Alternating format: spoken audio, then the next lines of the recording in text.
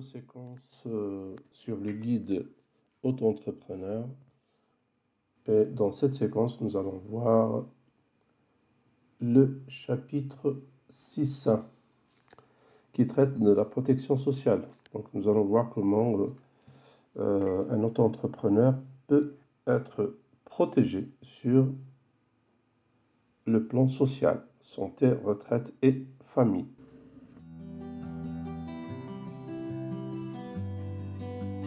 On va commencer par l'assurance maladie, donc il traite de la santé.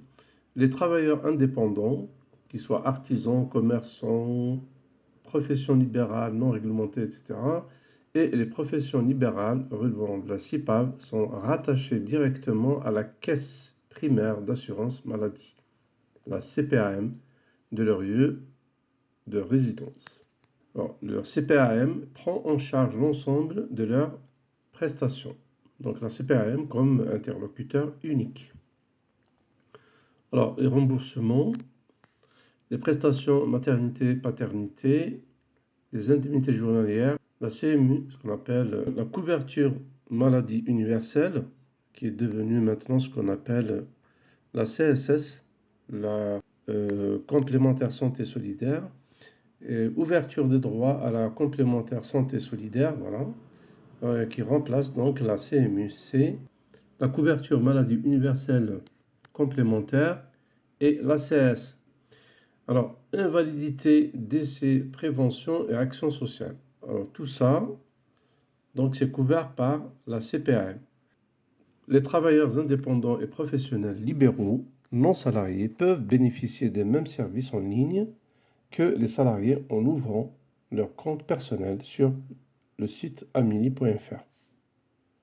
Vous connaissez tous le site amili.fr, c'est le site de l'assurance maladie. On revient sur cette page de l'assurance maladie. Voilà, ça en ce qui concerne la santé. Alors, pour l'assurance maladie toujours, donc, on a des prestations en nature. Ce sont des consultations chez les médecins, par exemple, les médicaments, les hospitalisations, etc. Qu'on appelle couverture de base Sécu universelle identique pour tous. Il y a des prestations en espèces, les indemnités journalières, maladie par exemple, sur la base de la moyenne des revenus cotisés des 3 dernières années. En ce qui concerne la maternité, paternité, indemnité journalière uniquement, alors allocation forfaitaire de repos maternel plus indemnité journalière d'interruption d'activité sous condition. Alors, vous pouvez effectuer une simulation sur le site amili.fr. Et accident du travail, maladie professionnelle, possibilité d'une prise en charge par la CPAM via une assurance volontaire à souscrire auprès de la CPAM pour des indemnisations complémentaires. Donc là, c'est une démarche à faire auprès de la caisse primaire d'assurance maladie. On appelle ça une assurance volontaire, donc à souscrire. Et la complémentaire santé, c'est la mutuelle. C'est une option à souscrire auprès d'un assureur privé. Voilà en ce qui concerne l'assurance maladie. Maintenant, on va voir pour la retraite.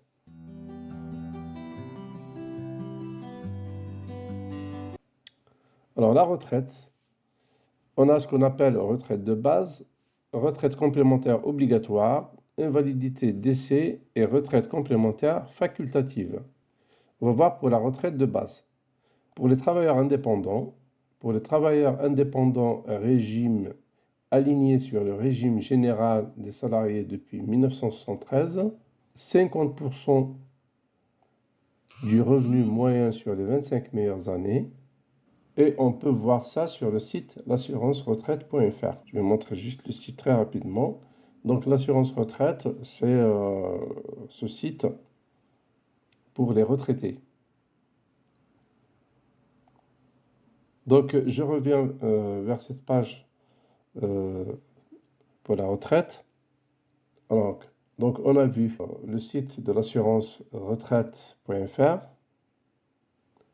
Et pour les professions libérales relevant de la CIPAV, il faut consulter le site pour connaître les modalités de calcul. Donc la CIPAV, voilà, c'est sur ce site. Et sur ce site, on va voir comment est calculée ma retraite. Comment est calculée ma retraite. Ça, c'est pour les professions libérales. Pour la retraite complémentaire obligatoire, elle est calculée en points en fonction des cotisations versées pour les travailleurs indépendants. Alors, pour les professions libérales de la CIPAV, alors pour les professions libérales, donc comme on a vu déjà, c'est la CIPAV qui gère son régime complémentaire de manière autonome. En ce qui concerne l'invalidité décès, alors pour les travailleurs indépendants, le calcul de la pension d'invalidité en pourcentage sur la base du revenu annuel moyen perçu pendant les 10 meilleures années d'activité. Pour le décès, consultez ces informations sur ce site. Alors, informations, voilà, décès d'un proche, prestations et formalités, etc. Vous allez voir tout ici. Nous avons vu ces informations. Maintenant, pour les professions libérales relevant de la CIPAV, il faut consulter le site pour connaître les modalités de calcul, invalidité et décès. Donc, il faut consulter le site de la CIPAV. Pour la retraite complémentaire facultative, non couvert à titre obligatoire, à souscrire auprès d'un organisme privé. Voilà, ça c'est chez un organisme privé. Voilà, on vous donne le lien ici.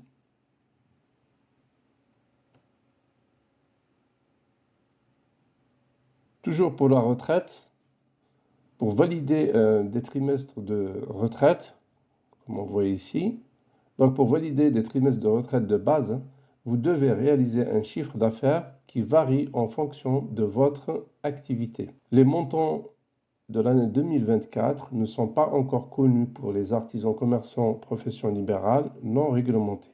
Mais ici, on vous donne le montant de chiffre d'affaires à réaliser pour valider les trimestres. Alors ici, on a la caisse de retraite pour la CIPAV.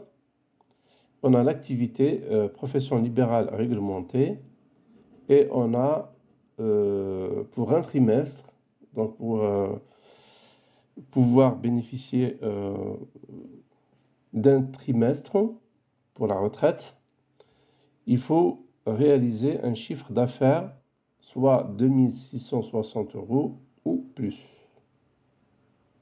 Pour 2 trimestres, donc il faut réaliser un chiffre d'affaires de 5320 € et plus.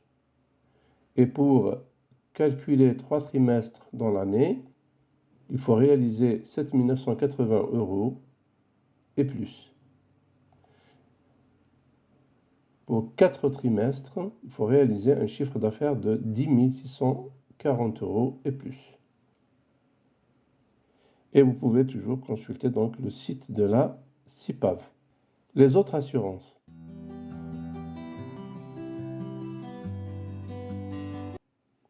On a la famille, pour la famille, donc prestations familiales identiques à celles des salariés gérées par la CAF, donc c'est la Caisse des allocations familiales, selon situation familiale et revenus.